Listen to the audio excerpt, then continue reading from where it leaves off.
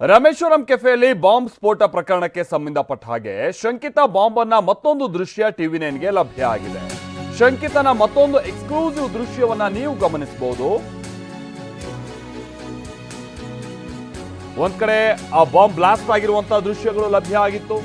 ಮತ್ತೊಂದ್ ಕಡೆ ಬಾಂಬ್ ಇಟ್ಟಂತ ನಂತರದಲ್ಲಿ ಆತ ಬಹಳ ಒಂದ್ ರೀತಿ ಟೆನ್ಷನ್ ಅಲ್ಲಿ ಬಹಳ ವಾಚ್ ನೋಡ್ತಾ ಅಥವಾ ಓಡಾಡ್ತಾ ಇರುವಂತದ್ದೆಲ್ಲ ಲಭ್ಯ ಆಗಿತ್ತು. ಈಗ ಆತ ಬಸ್ನಿಂದ ಇಳಿದಿರುವಂತ ಕೆಲ ದೃಶ್ಯಗಳು ಟಿವಿ ನೈನ್ಗೆ ಲಭ್ಯ ಆಗಿದೆ.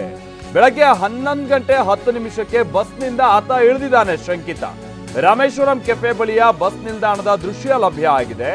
ITPL ಮಾರ್ಗವಾಗಿ ಶಂಕಿತ ಬಂದಿರುವಂತಹ ಸಾಧ್ಯತೆ ಇದೆ. ತಲೆಗೆ ಟೋಪಿ ಹಾಗೆ ಮಾಸ್ಕ್ ಹಾಕಿಕೊಂಡು ಬಂದಿದ್ದಂತ ಉಗ್ರನ ಬಸ್ ಇಳಿದು ಬರ್ತಾ ಇರುವಂತಹ ದೃಶ್ಯ ನೀವೀಗ ನೋಡಬಹುದಾಗಿದೆ.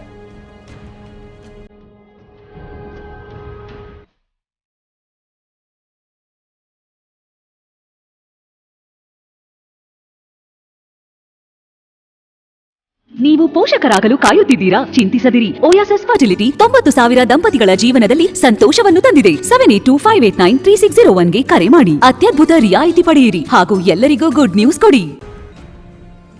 ಶಿವಪ್ರಸಾದ್ ನಮ್ಮ ಪ್ರತಿನಿಧಿ ಇದಕ್ಕೆ ಸಂಬಂಧಪಟ್ಟ ಹಾಗೆ ಮತ್ತಷ್ಟು ಡೀಟೇಲ್ಸ್ ಅನ್ನ ಕೊಡ್ತಾರೆ. ಶಿವ ಬಹುಶಃ ಆತ ಇಳಿತಿರುವಂತದ್ದು ಕೂಡ ಓಲ್ವೋ ಬಸ್ ನಿಂದಾನೆ ಅಂತ ಕಾಣಿಸುತ್ತಲ್ವಾ? ಈ ಹಿಂದೆನೂ ಕೂಡ ಓಲ್ವೋ ಬಸ್ ಅಲ್ಲೇ ಆ ಬಸ್ಗೆ ಸಂಬಂಧಪಟ್ಟ ಹಾಗೆ ದೃಶ್ಯಾವಳಿಗಳು ಏನಾದ್ರು ಲಭ್ಯ ಆಗಿದೆ? ಇನ್ನೂ ಖಚಿತವಾಗಿ ಅಂದ್ರೆ ಪೊಲೀಸರಿಗಾದ್ರು ಆತನ ಕುರುಹು ಪತ್ತೆ ಆಗ್ತಾ ಇತ್ತು ಅಂತ ಕಾಣಿಸುತ್ತೆ. ಈ ದೃಶ್ಯಕ್ಕೆ ಸಂಬಂಧಪಟ್ಟ ಹಾಗೆ ಶಿವು ಏನಾದ್ರೂ ಲೀಡ್ ಸಿಗುತ್ತಾ ಇದ್ರಲ್ಲಿ? ಮಲ್ತೇಶ್, ಈಗಾಗಲೇ ರಾಮೇಶ್ವರಂ ಕೆಫೆ ಬಾಂಬ್ ಬ್ಲಾಸ್ಟ್ ಪ್ರಕರಣಕ್ಕೆ ಸಂಬಂಧಪಟ್ಟಂತೆ ಶಂಕಿತನ ಮತ್ತೊಂದು ಎಕ್ಸ್ಕ್ಲೂಸಿವ್ ದೃಶ್ಯಾವಳಿಗಳು ಟಿವಿ ನೈನ್ಗೆ ಲಭ್ಯವಾಗಿರ್ತಕ್ಕಂಥದ್ದು.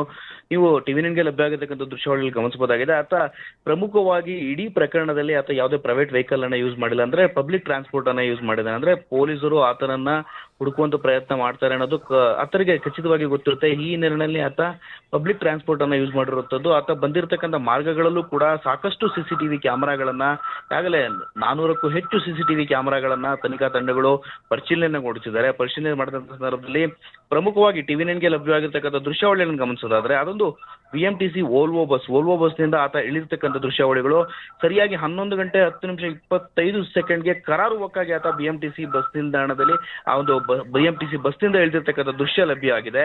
ಪ್ರಮುಖವಾಗಿ ಅದನ್ನ ಗಮನಿಸ್ತಾ ಹೋದ್ರೆ ಆ ನಂತರದಲ್ಲಿ ಆತ ಕೆಫೆ ಕಡೆಗೆ ಮುಖ ಮಾಡಿದಾನೆ. ಅಂದ್ರೆ 11:10:25 ನಂತರ ಕೆಫೆ ಕಡೆ ಮುಖ ಮಾಡ್ತಾನೆ.